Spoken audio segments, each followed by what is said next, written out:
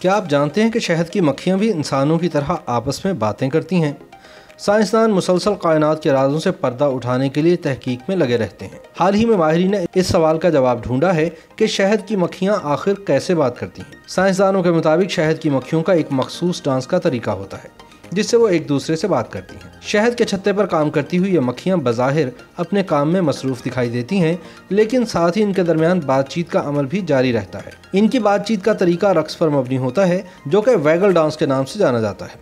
जब भी आप शहद की मक्खियों को एक ग्रुप की सूरत में ऊपर नीचे आते जाते देखें तो समझें कि वो आपस में गुफ्तगू कर रही हैं।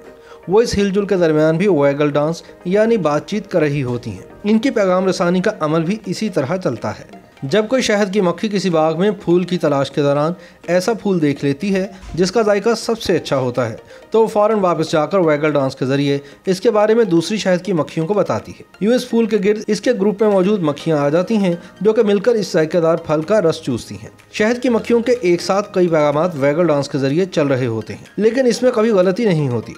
सब पैगामात शहद की मक्खियाँ सही तरह से समझ रही होती हैं। अगर वो एक जगह छत्ते पर काम करती दिखाई देती हैं और कई मक्खियाँ इनके साथ आकर मिल रही हैं तो उस वक्त इनका काम और बातचीत दोनों ही साथ साथ चल रहे होते हैं। किसी मखसूस मीठे और अच्छे जायके के फूल या बाग की जगह बताने के लिए शहद की मक्खी रक्स करती हुई आती है।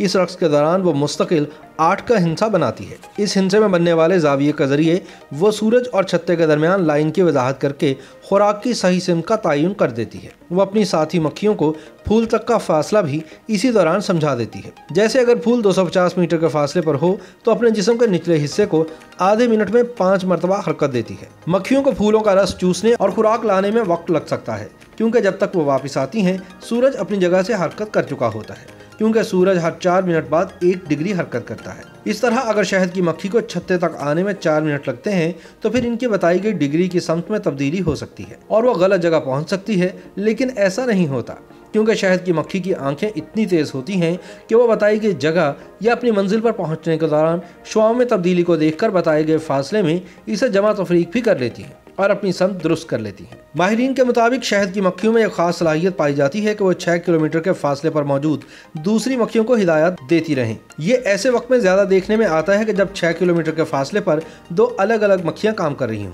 इस दौरान ये एक दूसरे को हिदायत देने का सिलसिला जारी रखती हैं। इस तरह दोनों काम एक साथ जारी रहते हैं और इनका वक्त बातचीत के लिए आने जाने में ज़ाया नहीं होता। शहद की मक्खियाँ जब फूलों का रस चूसने के लिए एक जगह से दूसरी जगह जाती हैं तो इसकी मदद से पोलिनेशन का अमल चल रहा होता है।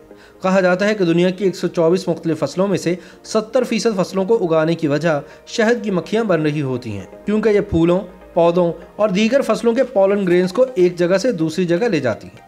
यूं कई मुकामात पर फूल पौधों के साथ साथ फसलें उगना भी शुरू हो जाती हैं। ताहम अब शहद की मक्खियों को ज़राअत और माहौल में आती हुई तब्दीलियां नुकसान पहुंचा रही हैं, क्योंकि मुख्तलिफ केमिकल्स और कीड़ेमार अद्वियात की वजह से मक्खियों की ज़िंदगी को भी खतरात लाहक है, जिसके खदशे का इजहार बार बार किया जा चुका है। YouTube पर गूगली न्यूज देखने के लिए youtube.com की सर्च बार में गूगली न्यूज टीवी टाइप करें। गूगली न्यूज के पेज पर सुर्ख रंग के सब्सक्रिप्शन वाले बटन पर क्लिक करना ना भूलिए। YouTube पेज पर अपलोड होने वाली वीडियोस से बाखबर रहने के लिए बेल आइकन पर क्लिक कीजिए। आपको हर नई वीडियो के बारे में नोटिफिकेशन मौसूल हो जाएगा।